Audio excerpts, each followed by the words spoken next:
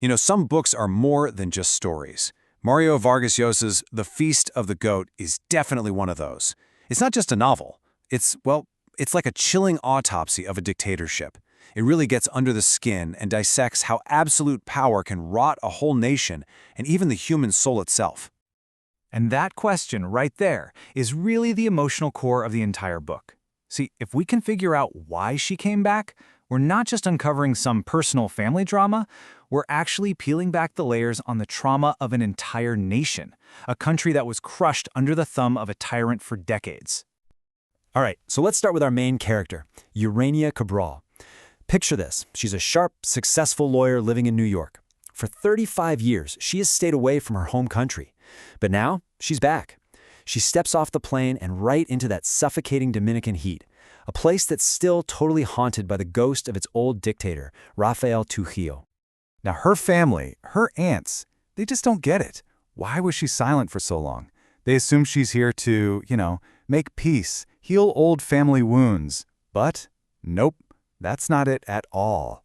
She's back for one reason, to confront her father with a secret, a really devastating secret that she has carried all by herself for her entire life.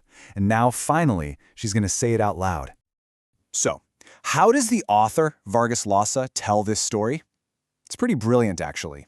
He doesn't just go from A to B. Instead, he builds it using 3 different timelines, and he weaves them together, kind of like a complex puzzle, pulling us deeper and deeper into the dark, dark heart of this whole national trauma.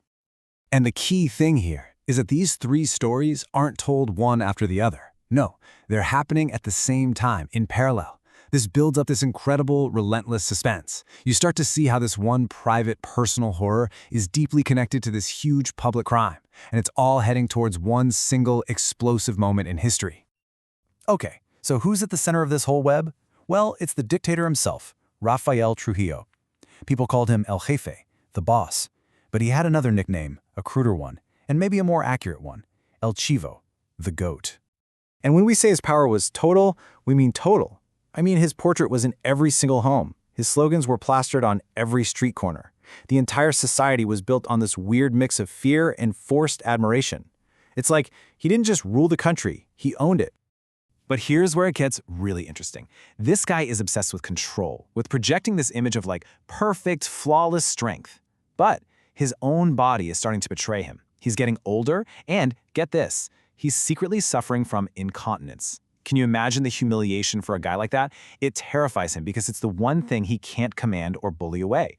He's this godlike figure who's suddenly face to face with his own mortality. So while Trujillo is freaking out about his aging body, a small group of men are quietly plotting the unthinkable. And a lot of these guys were once loyal to him. You've got Antonio de la Maza, who's out for revenge, and Salvador Estrella Sarja, who's driven by pure patriotism. They know this is basically a suicide mission, but they've decided that killing the tyrant is the only way to ever free their country. So you've got these 2 worlds, right? The aging tyrant, obsessed with his own decay, and the small band of determined assassins. They're on a collision course, and it all comes to a head on one specific night, May 30th, 1961. The night the goat is going to fall. They've been waiting for weeks. So much tension, a few false starts, but then the moment finally comes. The plotters are hiding out on this dark, lonely coastal highway. And then they see it, Trujillo's Chevrolet, and, crucially, he's got no security detail. They know, right then and there, this is it. This is their one and only shot. The ambush is just pure chaos. It's violent, it's fast, and when the gunfire finally stops, it's over, just like that. After 31 long years of absolute rule, the tyrant's body is just lying there, bleeding on the asphalt. The monster, it seems, is finally dead. But here's the thing. Killing the man doesn't mean you've killed the regime. The assassins were hoping for a big uprising, maybe for the US to step in. That's not what happened. Instead, Trujillo's son, Ramphis, flies back from Paris and just unleashes this absolutely brutal wave of revenge. The secret police, the SIM, start hunting down everyone involved, their families, subjecting them to just unimaginable torture.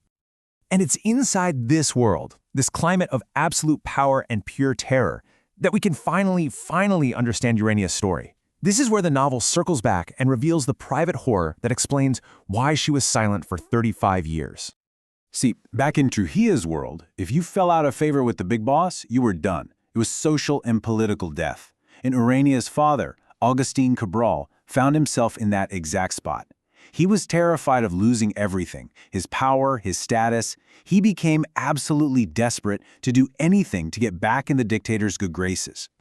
And what he does next, this is the dark, beating heart of the novel. It is the ultimate betrayal. To save his own skin, to save his career, Agustin Cabral sacrificed his own daughter. He literally served up his 14-year-old girl, Urania, to the old, predatory dictator, like some kind of sick peace offering. That single night it broke her life in two. And it wasn't just about what Trujillo did to her. It was the fact that her own father was the one who handed her over. Can you imagine that level of abandonment? It's the most profound betrayal possible. And that act, well, that's what sealed her silence. That's what drove her away from her home, her family, her country, forever. So eventually the dictatorship does fall. Trujillo's family flees the country. But as the book makes crystal clear, the wounds of history, they don't just vanish when the bad guy's gone. It's not that simple. And that's the regime's real legacy, isn't it?